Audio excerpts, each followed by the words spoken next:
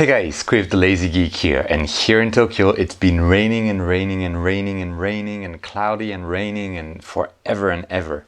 And there's actually some pretty bad things happening down to the southwest in Japan, with like rivers overflowing, houses being like washed away. So yeah, it's not been a good time for astrophotography, astronomy, or people in general. So with that being said, what can we do about when we cannot image and do astrophotography? We can dream about doing astrophotography. And one way to dream about astrophotography is to simply think about which targets we're going to image next, and also whether we'll need to do a mosaic of those targets. And today I'm going to show you what I do, and it's a completely random process because I hear some excellent tools like Astroplanner, or I think Sky Tools, something like that, software that can let you plan your imaging sessions and use a lot of criteria. I'm much more manual than that, using purely free tools and just like my instinct and how I feel about it. So right now we're in summer. We are in summer. And so I have my equipment is set for narrowband imaging. And so I will want to look at narrowband images, at narrowband targets, so mostly nebulae, typically within the Milky Way would be the most often use case. And so I know roughly what I want to image. But how do I find a list of those narrowband targets that have enough, like a sufficiently strong H-alpha, sulfur 2, oxygen 3 kind of signal? And if you're not familiar with narrowband imaging, I have a video about that, which I'm linking to above. I think it's the right direction, either here or there. So feel free to have a look. But it's basically usually emission nebulae, where that emit in certain wavelengths, and you can use filters to target just those wavelengths and exclude anything else, including light pollution. So it's extremely efficient from Tokyo. Okay, and so how do I choose my narrowband target? And there is a trick for that. Our trick's just a list that someone has compiled that I've been using for years now, and it is the master list of Goofi's narrowband targets. I'm showing it on my computer right now, and this is what I use. And Goofi has unfortunately passed away not so long ago, I think a year or maybe 2 years ago, so that's quite sad. But he has left a list of amazing targets and amazing details about what we can image in which season. And you can see here, I'll put the link, by the way, in the description if I don't forget. If I do forget, please let me know in the comments so I can unforget and put it back in. But I can select, for example, summer targets here, and it will show me several things. It will show me the list of things that I can image, and sometimes it includes like some little tips here and there, and it will also show me what I think is very interesting, is the field of view that you need to capture the whole object. So I know whether I'll need to do a mosaic or not. And to match that field of view that is written on that list to what my equipment is capable of, I go to astronomy tools, which I've again shown in previous videos, I think in the field of view video. So I'm linking to it above if you want to have a look. But you can see I've set up my focal lengths, I've set up my camera, which is enough to tell me that my field of view is roughly 1.3 degrees per 1 degree, right? So when I look at here, I can see that like this is 90 arc minutes. This is 150 arc minutes. So those will not fit directly inside my field of view. But M27 is 15 arc minutes. So that should not be an issue whatsoever to fit in there. The crescent nebula is the same. So that kind of information is very useful.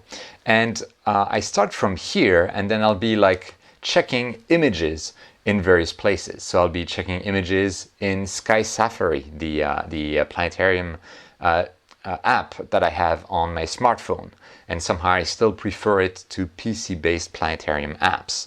So for example, my phone right now, and hopefully you can see my screen, and I can go and look at the North American nebula there that is also part of Goofi's list, and see that whether it fits in my field of view. And what's very useful in SkySafari is that you can use the observe menu here to set up your equipment. So I have telescopes as well as cameras that are set up, and then in their observe and scope display I can choose sets of equipment to display a field of view. So I have my Vixen R200 SS with my ASI 1600 mm, which is what I use right now, and I can see that will be the tightest square there. So that blue square that I see on the screen right now is my field of view. So I can see it's probably not great for the North American nebula unless I want to select some specific areas of it like this. So I can very easily choose in SkySafari my targets, and I use SkySafari to just go through targets as well when I'm not looking for monochrome, and then I just zoom in and see like, maybe I could image this or image that, and I do that quite a lot. And one of the tips as well, if you go to search in SkySafari tonight's best, and you go under actions and settings, you can click on highlight objects. And I am sorry, by the way, I mentioned I was using free tools, but SkySafari is not free. I bought it a long time ago, so I had completely forgotten that it is not free, but it is indeed paying. I think the basic version is very cheap though. So here it is, and so once I've highlighted my objects, like the best of tonight, I can actually see immediately like easy to image stuff that I could go for. So the Hercules cluster, and then I can play with time and say like, okay, how will it evolve throughout the night? So I can see what elevation, what altitude the objects will be, which is very important in a zone like Tokyo. So it's very useful for me to be able to see in SkySafari how those targets will look like. Okay, and so that's it for the smartphone side of things. Now, going back to the computer, something else I will usually do is check within Astrobin, which is an image repository kind of system. I'll be inputting my targets and then seeing, like, having a look at what will be the difficulties that I will have imaging that target. So for example, here I have M63, whatever, it's a target from the previous season, but whatever. And I can see that I'll be able to probably image like the heart of that galaxy very easily, but there's a halo of very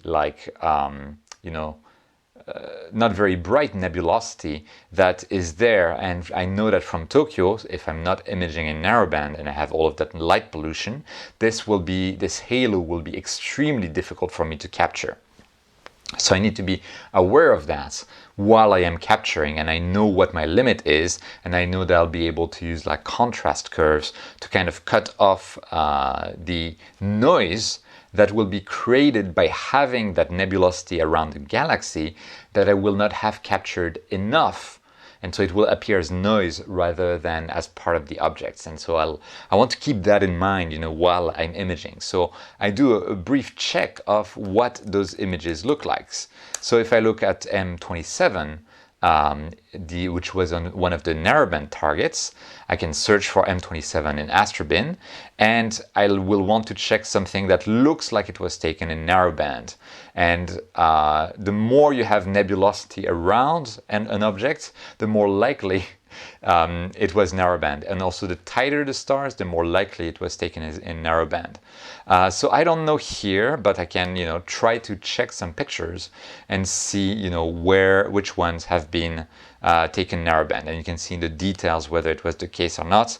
Here we do not know, although I strongly suspect that it was indeed taken in narrowband, because you can see the lobes of the nebula very clearly.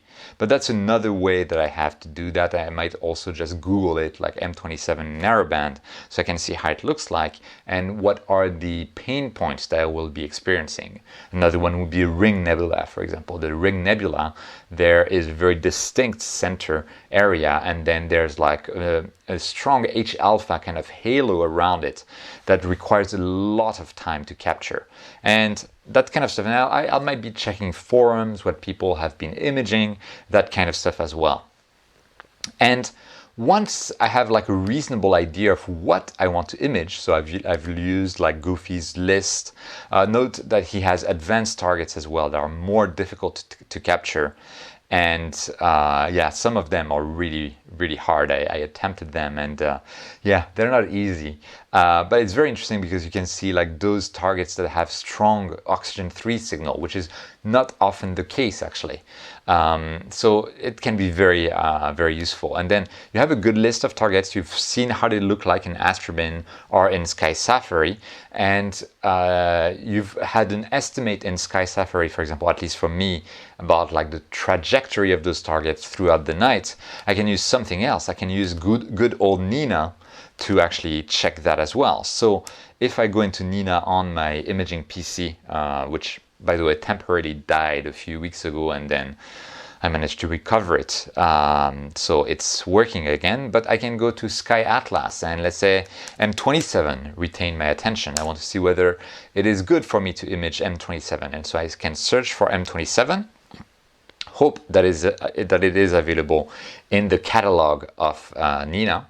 So it might not always be the case, in which case you'll want to go in the framing wizard and maybe input the coordinates by hand, but I'll go that in a moment, to get to that in a moment. And I can see that the M27, the Dumbbell Nebula, is a great target for me, because for me in Tokyo, I want to image targets high above the horizon, even when I'm using narrowband, because of the smog and the concentration of light pollution around kind of the edges of the horizon. So I want to image typically more than 30 degrees high, as much as possible. And so we can see that the M27 nebula is like that for all night long. All of the astronomical nights that we have here is good for me to image M27. So that's excellent news. So this is something that I use a lot in N.I.N.A, just to have a quick look at where the target is. Again, I'm sure there are better software like Astroplanner that can do that, but that's kind of my method. And I kind of like the fact that I'm looking at multiple sources rather than concentrating on a single piece of software. Although I know nothing about Astroplanner or SkyTool, so it's possible that they aggregate data from multiple sources. I have no idea.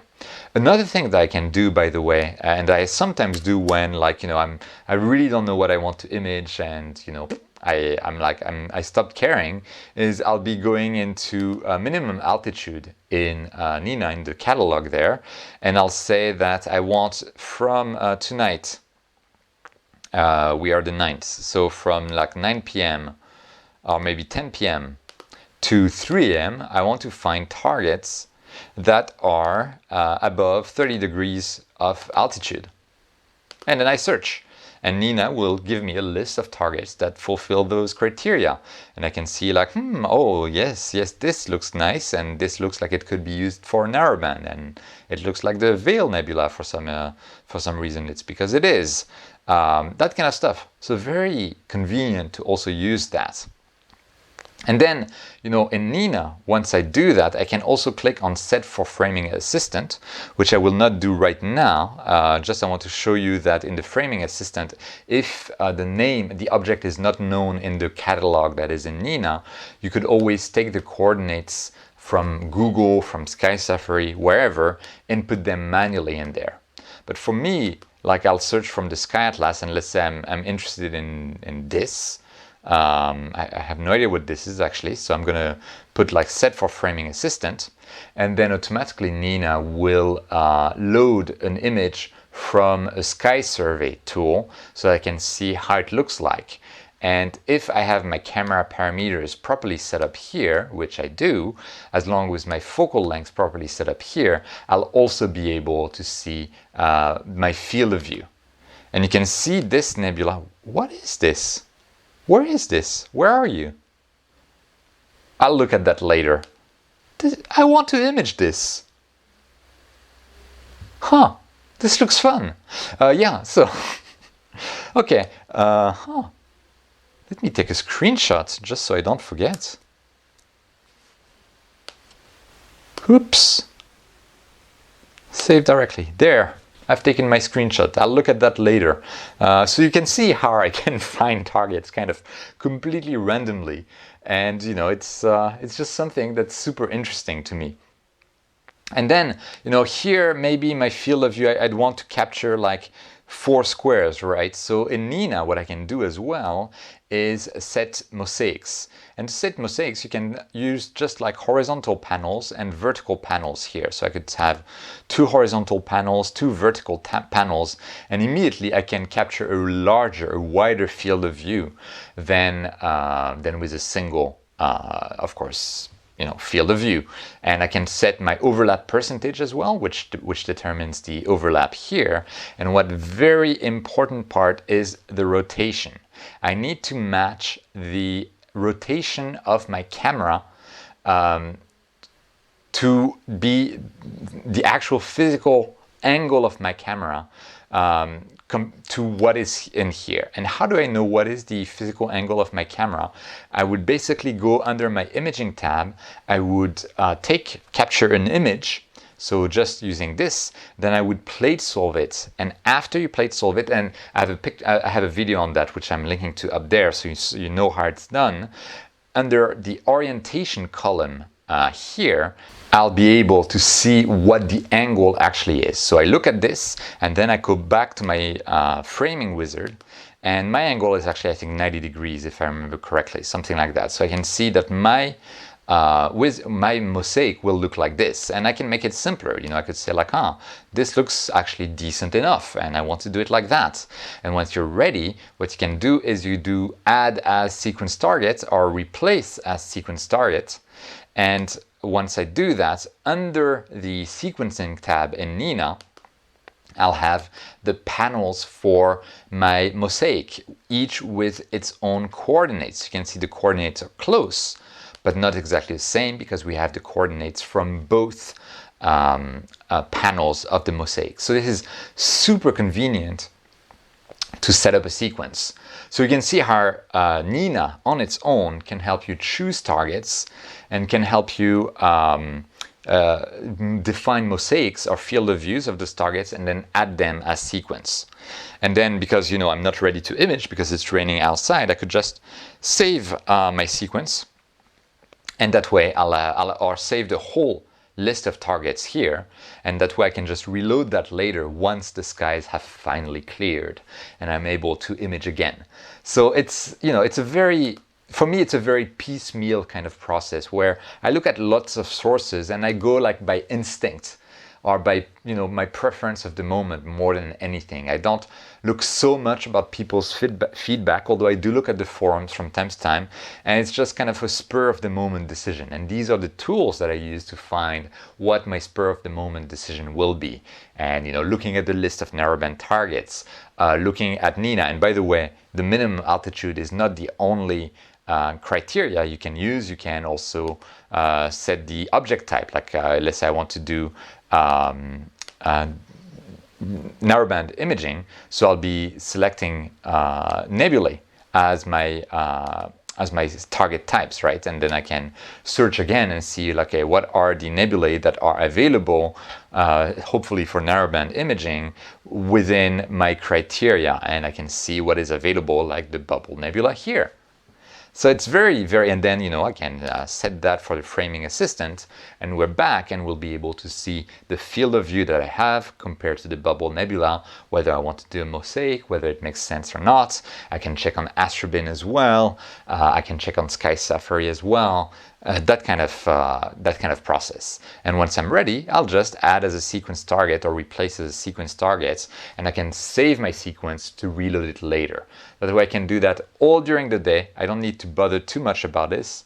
Oh, this is a nice mosaic as well. I don't know what this thing on the right here is, but it looks interesting. So I could actually do a two-panel mosaic like that. You see, that's the fun thing.